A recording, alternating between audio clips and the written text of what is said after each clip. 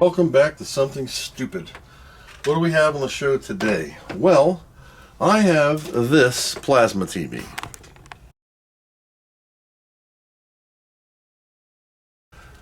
This is the power supply for said TV. And if you can see right here where my crusty fingers are, we have some exploded capacitors. Now, being the brainiac that I am, I went on e-booger and bought a replacement power supply for like $40. And then shipping. And then I bought another one because I figured why not buy another one just to have, because I'm stupid, I didn't know. So I found one that said new old stock. I was lied to. I got 50% of that back and I figured that's good enough. So both power supplies ran me about $50 for both. And then neither one of them worked. Both of them didn't work.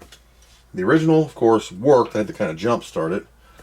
Like off, on, it would flash red, unplug it, press and hold the power down for 30 seconds, and then plug it back in, and sometimes I can get it to come on. I found an eBay article I found the article about these two Chinese 3300 UF capacitors. So I went on FPIE Electronics and bought 3310 volt Nichicons, and I'm going to replace these, and along with anybody else who's a 3300 in here, I think there's like 4 more. That's why this turd is on the table. Philips Magnavox television with Sanyo parts, or Samsung parts. I'm still working on that Death 2000, that's why all this crap is out of the way and there's chips everywhere.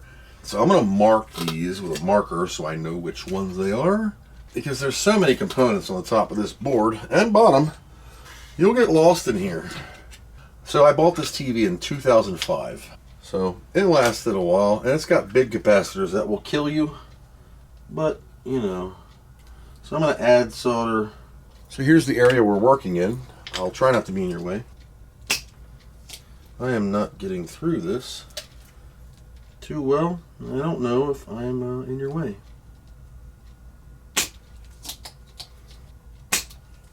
That one came out super clean, which is great. Yep, there's one. We'll get us close up in a second. So we'll go it up. There we go. Okay, let's take a look at these bad boys. As you can see, they are pretty nasty. Little dust, little cocoa butter right there. Yeah, gone. These are, what brand are these? I thought they were Sanyo for a second, but they are S-A-W-H-O, Sam Wu, and they're junk. China. Let me clean up the pads here. I'm gonna have to fill and suck these out a couple times. Debraid it. There we go. These all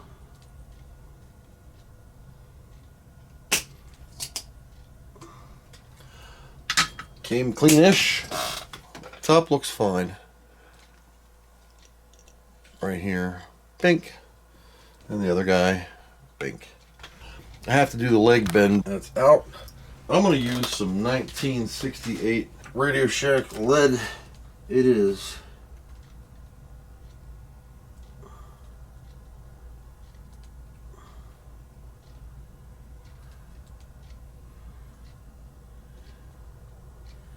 Because it melts so much better. Good fill. And clean this tip. Okie dokie. Supposedly, that is the repair. 2,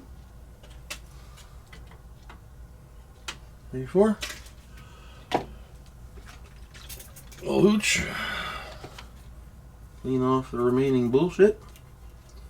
With those replaced, we're going to take a trip up to my bedroom where the Mona sound was made. Wow, what a hunk of meat here. SAMXON is the cap name. SAMXON. Samscom. Every other capacitor is fine. I'm going to hit it with the Miko blower.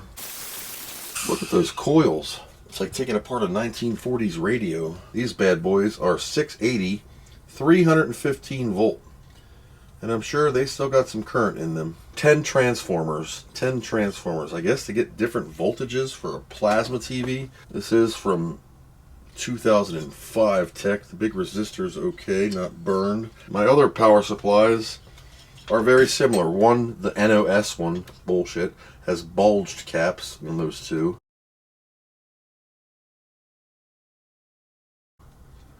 They are now fixed on this one. Everything else looks good. Apparently just these on the power rail right here. Something to do with the voltage that's required to light the unit up. Now there's other boards in here, like a lower and upper buffer board. It's what made plasma TVs possible. It is a gas, like a CRT, vacuum sucked, but it's got some kind of gas in there. I don't know if it's argon or what the plasma creates when it lights up to make the photo, but the picture. But that was the technology at the time, and I paid like $2 grand for this TV. Good Lord, that's a lot of money. 20 years ago. Okay, here we go. This is the TV, Philips 42-inch. I have to take a ton of screws off to get to the plate, to get to that power supply. A couple screws later, I'm ready to take this lid off, which is... I forgot a screw. Damn it. Here's the inside of the TV, and there's the power board. I have to disconnect a couple wires, but look, I fired it up one time and those caps died. That's the replacement power supply. Isn't that great? So I gotta just do this. Now remember, these caps are live. Well, it was plugged in. Now it's not. I've had this apart a couple times. There's a couple different revisions of this power supply. Here's that clip I was talking about earlier. It's for the USB dude.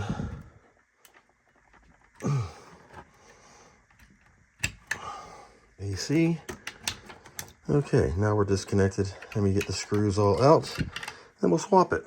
And now, oh, we can really see. Look at that. That's the new old stock. I'm sure this power supply will be fine too after I recapped it, but I'm just going to put the original back in with new caps. And it sits on this massive rubbery plate and then bolts in. Let me get this wired up. Ta-da! 10 minutes later, my back hurts from bending over this massive thing. It's just far reaching. All right, let me get the lid back on, feet back on, stand, just like that. She's fixed, yeah. Holy crap, that took forever. I took the TV apart 4 times. Total cost to repair, $3, those 2 caps. They initialized the power board that turns the plasma TV on. Hope this helps you somewhere. Philips 42-inch, but it'll work on any plasma TV with that power supply. I'll link some part numbers that I found in the description below. We're working again. I'm watching my own video. Oh my god. And yeah. On a 1200. Hard as a rock. There's no electrical resistance. Cool. Thanks for watching, and I hope you learned something.